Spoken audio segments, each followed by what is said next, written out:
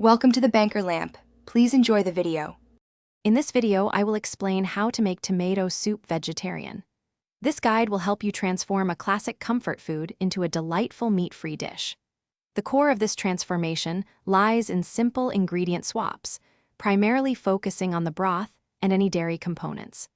You'll discover that achieving a rich, satisfying flavor is entirely possible without any animal products, making it accessible for everyone. We'll cover easy steps to ensure your soup is both delicious and completely vegetarian.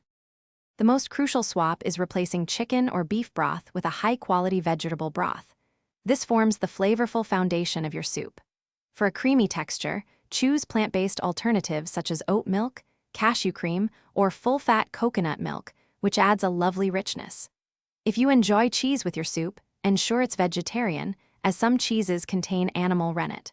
Always read ingredient labels to confirm all components are meat-free. To build deep, complex flavors, begin by sautéing aromatics like finely diced onions, garlic, and a small carrot in olive oil.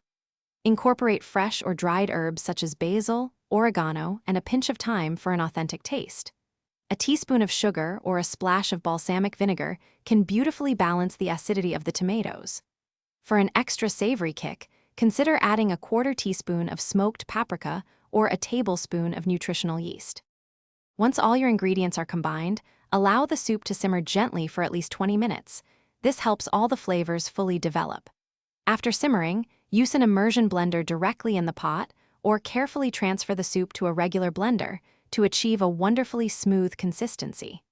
Taste and adjust the seasonings, adding more salt, pepper, or herbs as needed. Serve your delicious vegetarian tomato soup piping hot, perhaps with some crusty bread or a classic grilled cheese. Thanks for watching. If this was helpful, leave a like and consider subscribing. See you next time.